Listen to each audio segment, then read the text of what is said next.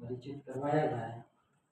ये एक अभियान वर्षों पहले स्थापना दिवस प्रारंभ करने से ही हमने शुरू किया और बाद में इसका जिम्मा अक्षय लोक जन संस्था ने उठाया है। चौबे जी और विमल जी शर्मा साहब इसको बखूबी निभा रहे हैं।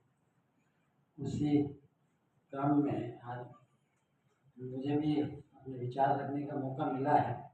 उदयपुर की संस्कृति तो अपने आप में बहुत बड़ी विस्तृत है, उसके बारे में कुछ थोड़े टाइम में जो कुछ कह नहीं पाऊँगा, लेकिन यहाँ की जो है मुख्य आकर्षक जो सांस्कृतिक विरासत है सज्जन निवास गार्डन, उसके विषय में जो है अपने विचार व्यक्त करूँगा इस स्क्रिप्ट के माध्यम से। महाराणा सज्जन सिंह जी की एक अमूल्य निधि है उदयपुर शहर को। महाराणा उदय सिंह द्वारा 16वीं शताब्दी में उदयपुर नगर की स्थापना मध्यकालीन मेवाड़ की एक महत्वपूर्ण घटना थी, जिससे कालांतर में उदयपुर विश्व के पर्यटन मानचित्र पर एक महत्वपूर्ण नगर के रूप में मुखरित हुआ। नगर के प्रमुख आकर्षण है यहाँ की झीलें तथा झीलों के प्राकृतिक सौंदर्य का आधार है इस क्षेत्र का पर्यावरण संतुलन।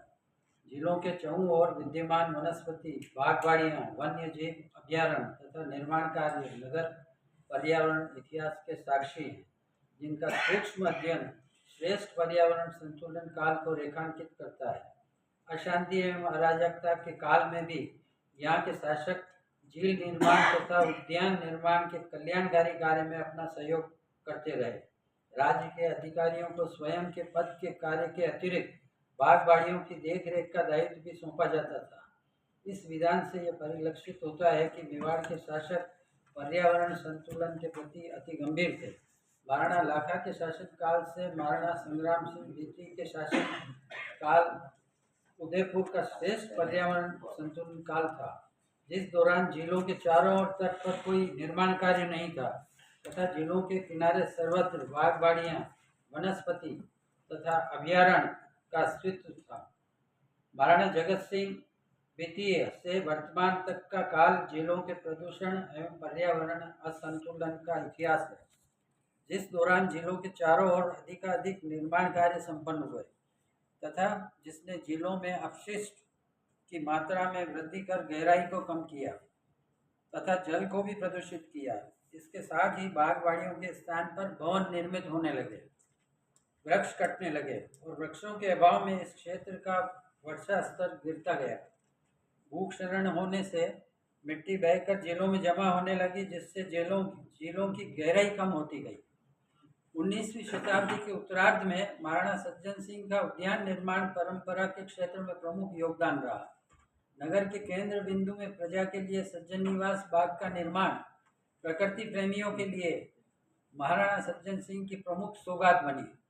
महाराणा को इस बाग की प्रेरणा जयपुर के रामनिवास बाग से प्राप्त हुई। महाराणा सज्जन सिंह ने 1881 ईस्वी में नौलखा बाग, गुलाब बाग तथा आसपास स्थित आसीन, सलूमबट तथा देलवाड़ा के सरदारों की बाड़ियों को सम्मिलित कर सज्जनिवास बाग का कार्य प्रारंभ किया।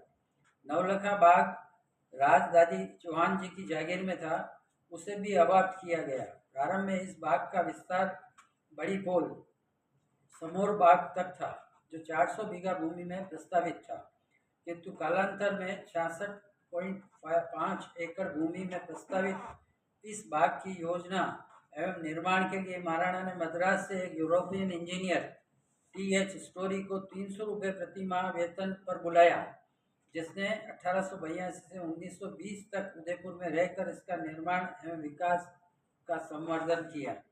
1881 ईस्वी में महाराणा ने पुराने बाग के परकोटे को तुड़वाकर सरदारों की बाड़ियों को भी इसमें शामिल कर योजना के लिए 15,625 रुपये 15 आने तथा 3 पाई के बजट की राशि स्वीकृत की।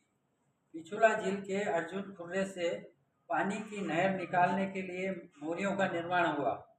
समोर बाग से नाथूलाल की बाड़ी तक पानी की नहर बनाई गई। कमल के फूलों के लिए पृथक से कमल तलाई का निर्माण हुआ।